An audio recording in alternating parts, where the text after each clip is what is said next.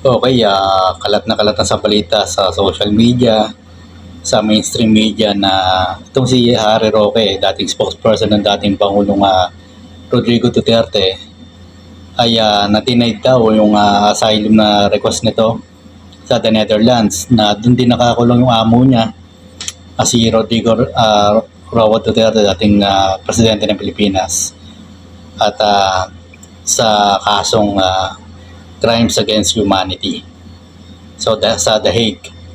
Ngayon, ang sabi ni Harry Roque sa interview sa kanya, di Corina Sanchez sa Billionario News channel, mapanood na naman po ninyo yan, ay wala rin makakaalam sa kanyang request sa Netherlands, sa asylum.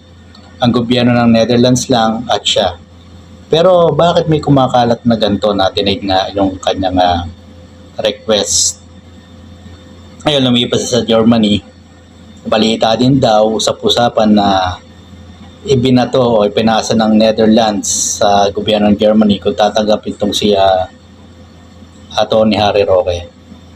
Ngayon, maraming nagsasabi, no, ang daming ginagawa nitong pangasar sa ating Pangulong Bongbong Marcos.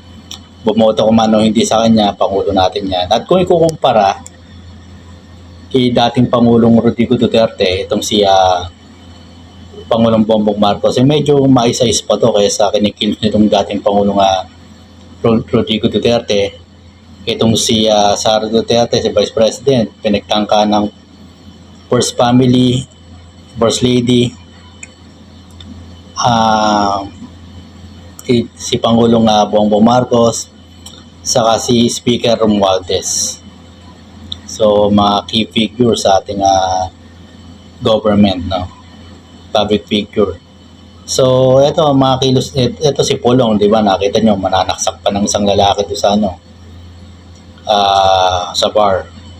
Nanununtok ng headbutt. Napanood nyo naman, kalat na kalat yan. Pero mukhang bulag na yung ibang karamihan nata sa Davao City at bumoto pa rito sa mag-amang Duterte, no? Pero ganun pa man, itong si Harry Roque, may kinakanta itong bangag-bangag, ngiwi-ngiwi, kasama si Marlica. Etong kamalas-malasan nitong si Harry Roque, mga kasama. General Torre, CIDG, di ba? Ngayon, Chief PNP na. Malaking nahuli nung si Kibuloy, si Digong. Ngayon, si Bantag daw, mayroon na raw siyang lead ang grupo nila. Ang Tenyas Community, si Harry Roque naman ay huhulihin din. Etong kamalas-malasan ni Harry Roque, mga kasama. General Torre, hindi nagbibiro yan. Kung si Digong ay amo ni Roque, ay talagang hinuli at yung compound ni Kibuloy pinasok nitong ang grupo ni General Torre. Ito sigurado si Harry Roque. Talagang paparesto yan. Kasama sa mga big Duterte boys yan eh. Boys ba girl? Hindi, joke lang. Kasama yun sa Duterte boys na mga wanted. So, ito ang iniintay ng lahat. Itong si Harry Roque, makikita mo, bagsak na yung mata eh, no? Grabe. Stress. Ngayon, nakapagyabang ka pag nahuli ka dito sa Pilipinas. Ininsulto nito ang DOJ, ang PNP, Pangulo, syempre. Pangulong Bongbong Marcos, ininsulto nitong ni Maharlika sa kaniya Roque. Itong qualified human trafficking, non-bailable case po ito. If the evidence of guilt is strong, talaga non-bailable po yan. Kaya ilang taon na ba si Roque kung siya yung maaresto? Uusad yung kaso, nandito sa loob ng bilanggo, non-bailable nga eh. Ma-acquit man yan hanggang Supreme Court. Anong edad na ni Harry Roque? Kaya ito ang dahilan kaya takot na takot si Harry Roque yung umuwi dito sa Pilipinas. So, Harry Roque, pananagutan mo yung ikinakaso sa'yo, haharapin mo yan, syempre. Balang araw yung kayabangan mo dyan, napugado ko pa naman, kaya mo yung kumilos na maayos, huwag kang mag-alala. Ubusin mo na yung yabang o sa katawan. Pag nandito ka sa Pilipinas, nasa jurisdiction ka na ng korte, tanggal ang yabang mo. Magyabang ka man, wala na, baliwala na yan. Gagawin ka lang ng katatawanan dyan sa loob ng bilangguan.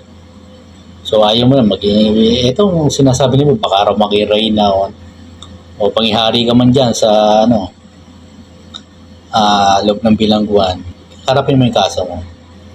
Ma-acquit ka kung talagang wala kang kasalanan. May Supreme Court pa.